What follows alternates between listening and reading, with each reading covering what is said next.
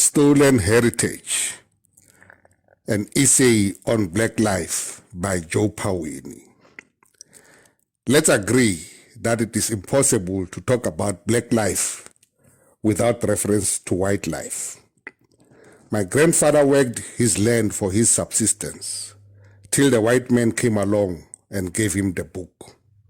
The book promised my grandfather the kingdom of heaven, and the door to that kingdom was the sun. My grandfather embraced the book and believed in the sun. That is how my grandfather was indoctrinated, brainwashed, and colonized. As a result, he lost everything.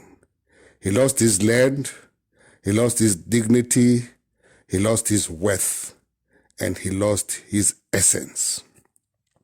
And then my father was born.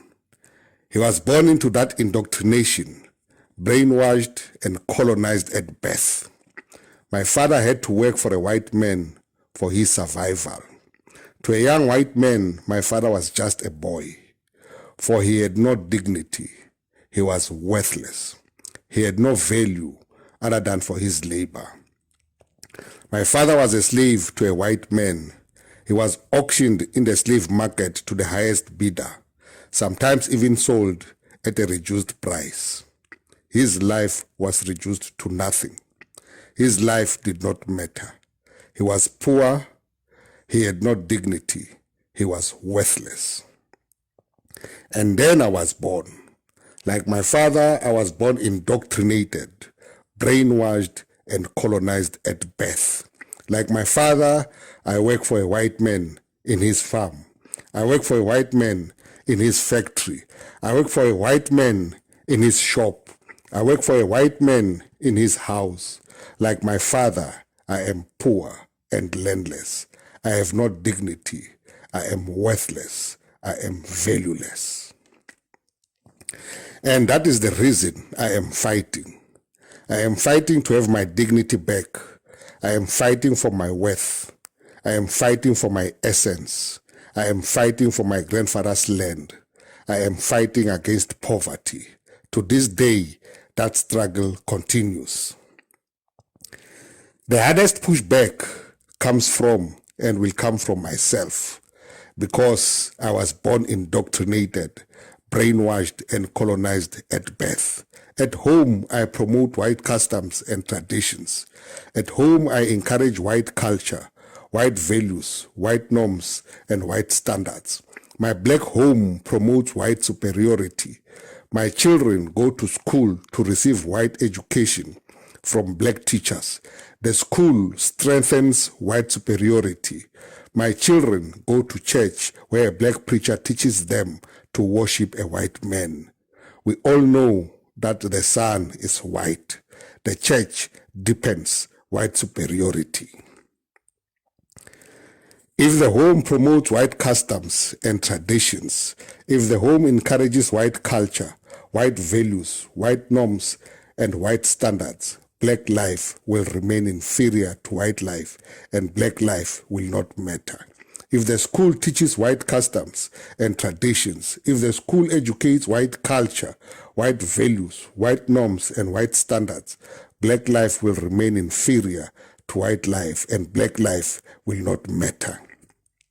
If the church preaches white customs and traditions, if the church promotes white culture, white values, white norms, and white standards, black life will remain inferior to white life, and black life will not matter.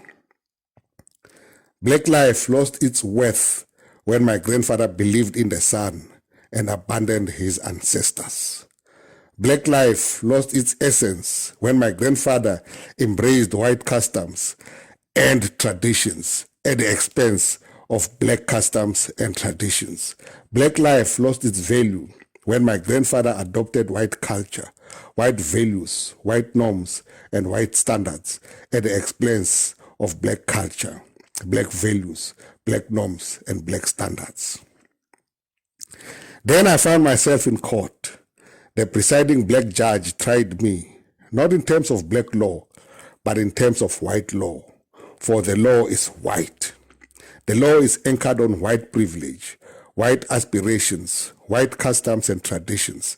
The law is founded on white culture and white values, white norms, white standards, white beliefs and knowledge systems. The law firmly entrenches and legalizes white superiority. For Black lives to matter, the real issues of the family, the school, the church, and the law must be addressed. I need to redefine the foundations of my Black family. I need to deconstruct and reconstruct the system of education. I need to reignite my religion that was founded on Black customs and traditions. I need to rediscover my religion that was anchored on Black culture, Black values, Black norms, Black standards, Black beliefs, and knowledge systems. I need to rewrite the law to reflect Black aspirations, Black customs, and traditions. I need to amend the law to signify Black culture, Black values, Black norms, Black standards, Black beliefs, and knowledge systems. This is my duty as an individual. This is my duty as a leader. Black life will not matter if I continue to look up to whites for leadership, inspiration, and guidance. Black life will not matter if I worship whites and whiteness. Black life will not matter if I disrespect and undermine blacks and blackness. Until I change my thinking, Black life will remain inferior to white life, and Black life will not matter. And that is my view. Thank you.